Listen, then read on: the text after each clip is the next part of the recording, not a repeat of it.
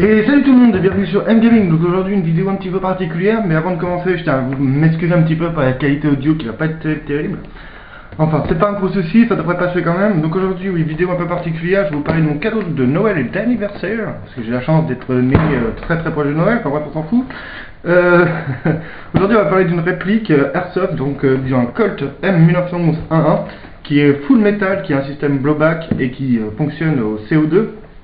Avant de parler de la réplique, on va dire un petit peu les caractéristiques qu'on peut lire sur la boîte. Alors avec de la bille de 0,20 g, on a une vitesse, une vélocité en sortie de canon de 358 fps, soit 109 mètres secondes.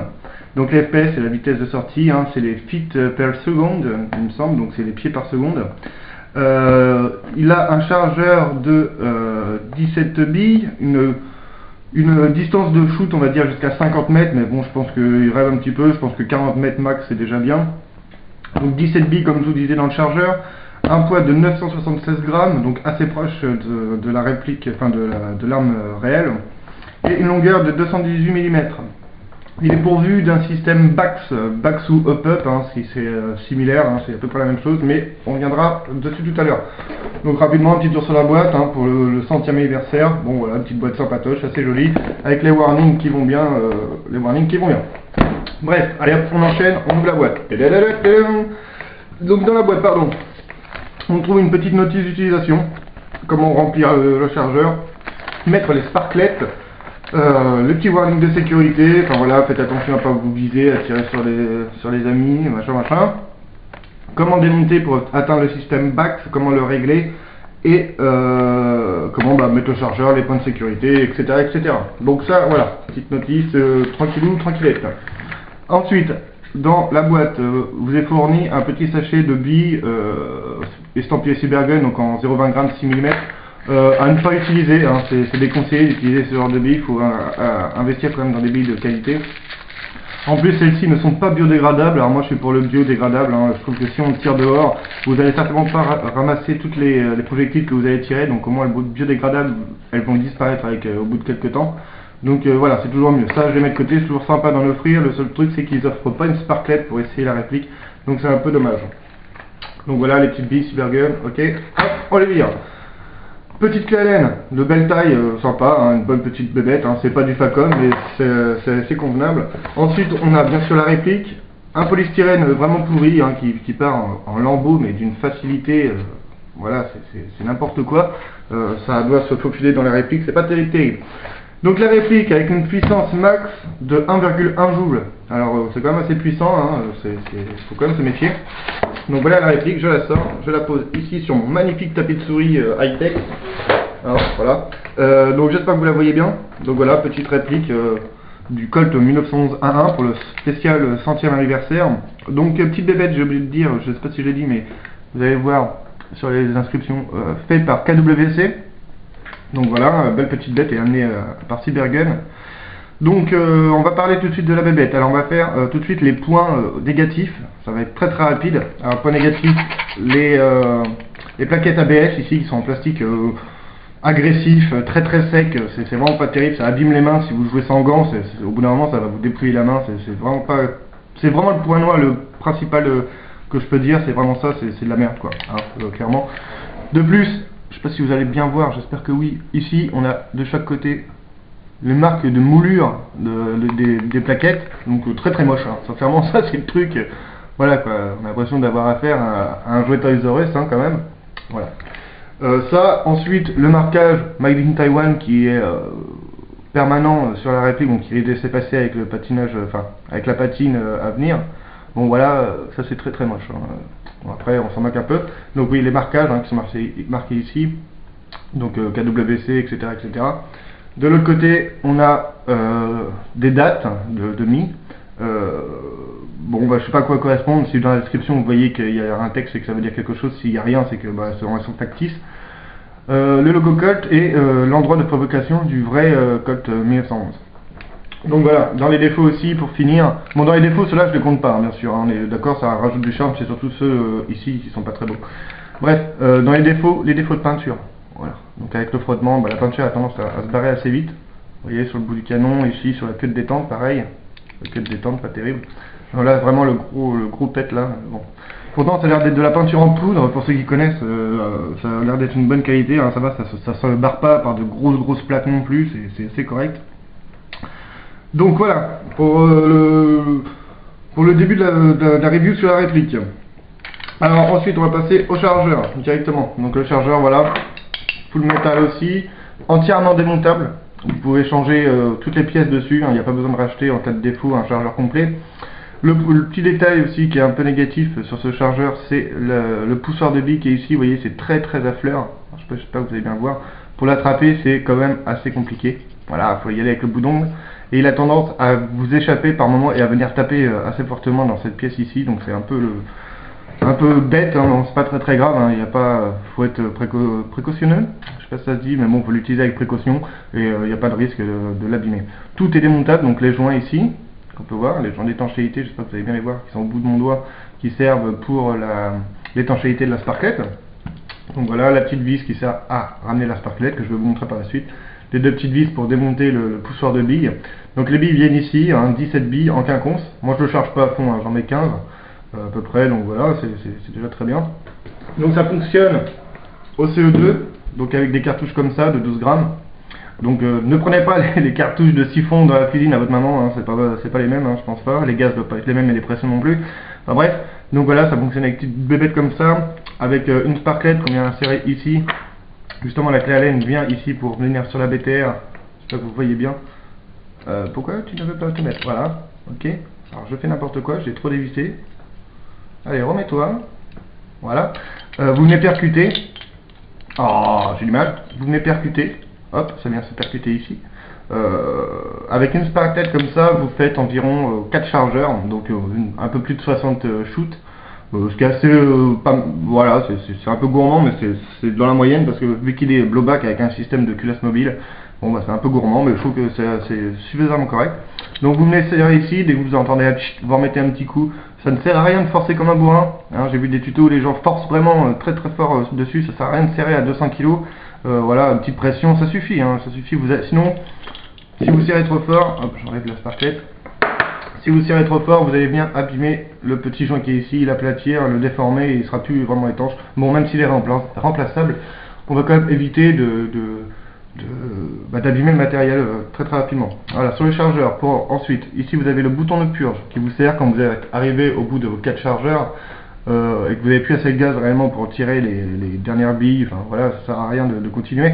Vous venez dégazer ici, l'air sort là. Voilà, c'est très simple.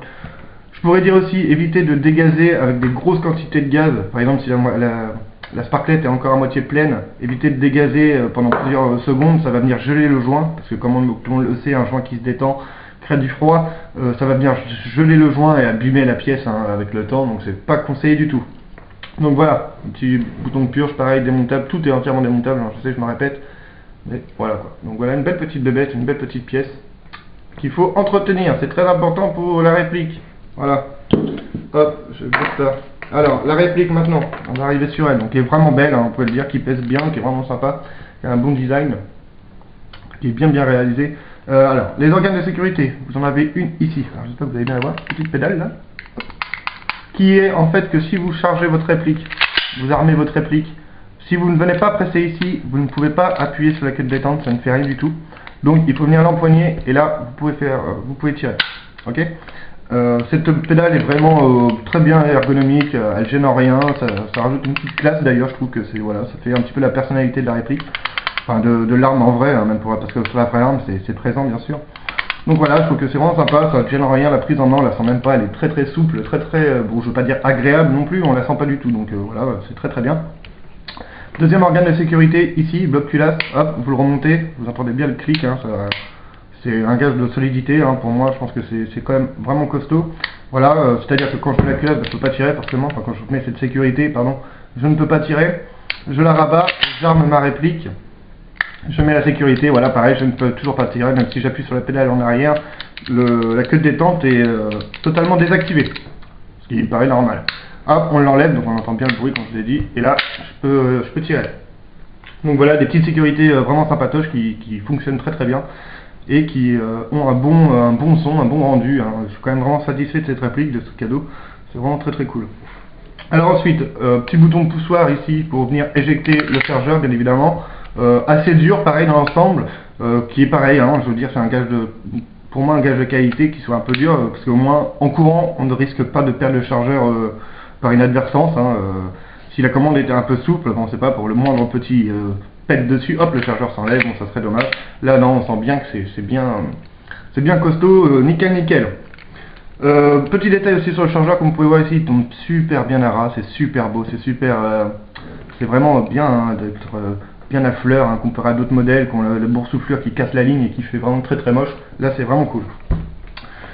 Et puis oui aussi la petite fixation pour mettre un ressort de sécurité pour éviter de perdre la réplique en courant ou l'arme hein, pour la gendarmerie ou la police, hein, je pense que vous allez tous faire le rapport.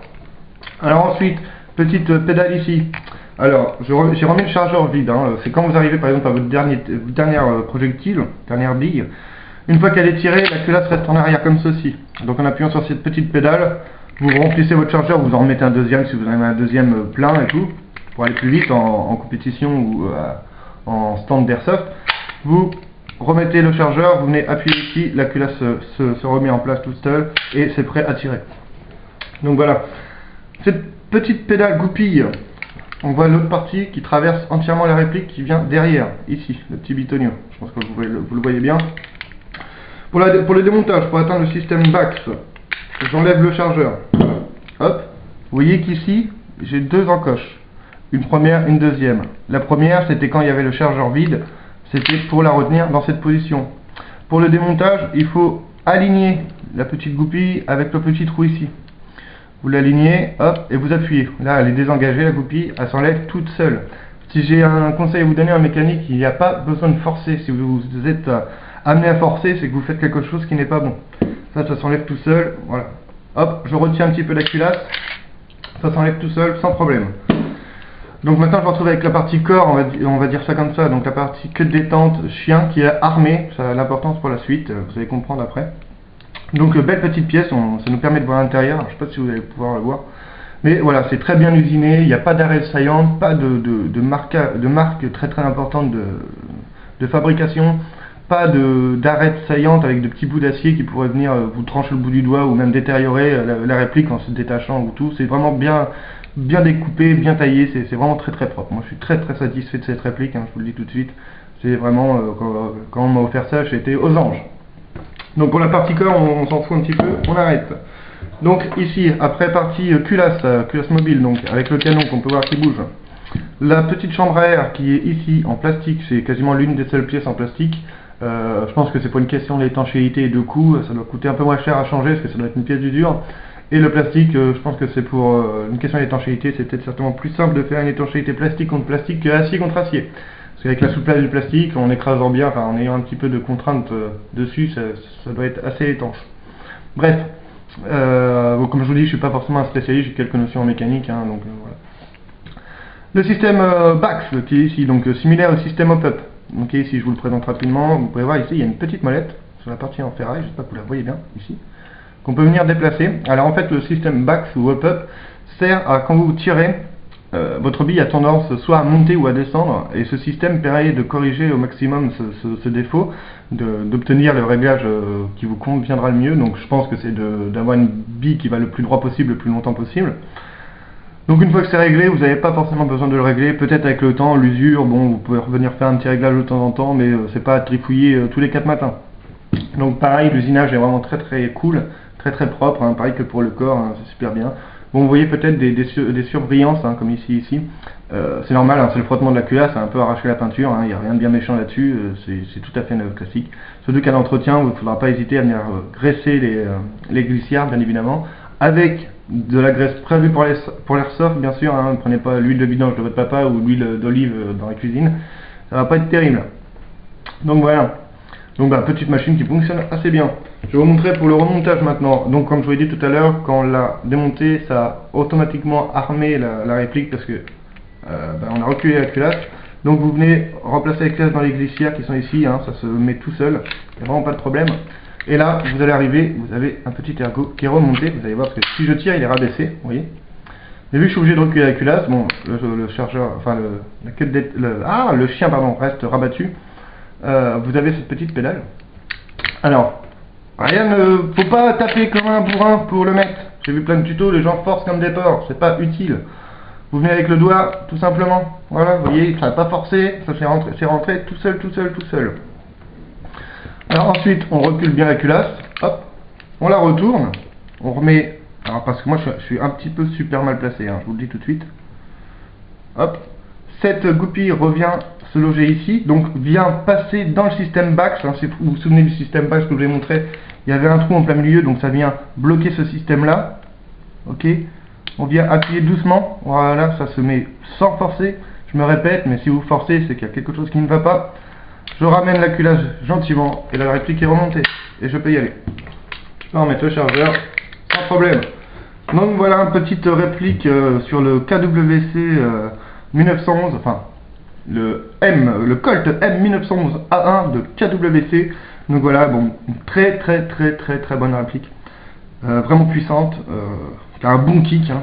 Je pense que je vais vous faire une démo. Enfin, vous allez avoir un test de tir juste après, bien évidemment. D'ailleurs, écoutez-moi ça, ce son déjà, rien que à la manœuvre de la culasse. Ah bah là j'ai le chargeur dedans. Vous voyez, vous entendez, ça claque vraiment bien. Ça rajoute un côté un peu réaliste à cette réplique qui est vraiment très agréable. Donc voilà, bon, on va faire vite fait un petit point sécurité. Pensez, quand vous utilisez ce genre de choses, à porter des lunettes de sécurité, à ne pas mettre en joue un de vos amis qui n'a pas de protection, qui n'est pas équipé pour faire de l'airsoft. Hein, ça peut être très dangereux. C'est quand même des répliques qui sont à la base interdites à la vente aux mineurs, je tiens à le préciser quand même pour les parents. Ça développe quand même une très forte puissance, donc 1,1 joule. Je ne sais pas comment je pourrais vous donner une échelle de grandeur, mais ça pique vraiment très fort. C'est capable de vous crever un œil sans aucun problème. Et même si on vous tire dans le visage ou quoi, la bille pourrait très bien venir se planter dans votre visage. Hein. Donc soyez vraiment très vigilant avec ça, ne pas mettre entre toutes les mains. Bon, je sais bien que tout le monde n'est pas inconscient et n'a pas de... il n'est pas foufou, hein, je comprends bien qu'il y en a qui sont très sérieux. Bon voilà quoi, soyez quand même prudent quand vous manipulez ça, même rien que quand vous voulez, rien que quand vous voulez la montrer à vos potes et tout ça. Bon, soyez prudent, hein, qu'il n'y ait pas de billes engagées, de sparklettes dedans ou quoi que ce soit. C'est toujours mieux. Donc voilà, petite review terminée sur cette jolie bébête. Si j'avais une note à lui mettre sur 10, je mettrais 9,5, sachant que les derniers points... non, je mettrais 9. Parce que il faut savoir que le système CO2, bon, vu leur violence, parce que c'est quand même assez puissant, sont un peu soumis à la casse avec le temps si on les entretient pas, donc il faut être très vigilant avec ce genre de choses. Et le truc, c'est les petites plaquettes ABS et surtout vraiment le comble hein, pour moi, c'est ces petites marques de mouille hein, qui sont vraiment nazes. Il n'y aurait pas ça, il aurait quasiment 10 sur 10. 10 sur 10 sans problème, vraiment très puissant, assez précis. Voilà, facile d'entretien, vraiment un coût pas très cher, hein. C'est quand même, il est vraiment abordable comparé à d'autres modèles, à d'autres marques. Donc voilà quoi, cette review est finie. Je vais vous remercier, on va se retrouver rapidement pour le test de tir. J'espère que cette début de vidéo vous aura plu. Si c'est le cas, n'hésitez pas à mettre un petit j'aime, un petit commentaire, même juste pour me poser des questions ou lancer une conversation sur cette petite réplique ou sur d'autres. Et on se retrouve tout de suite pour le test de tir alors. Allez, salut tout le monde et à tout de suite.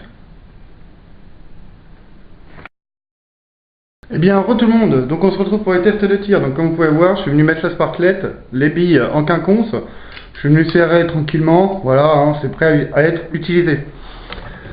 J'attrape ma réplique. Donc je commence à prendre des précautions quand même, voilà, je mets bien le chargeur comme il faut. Je viens armer, hop, je mets la sécurité. Je viens armer la réplique et là on va tirer un petit chargeur ensemble. Allez, c'est parti.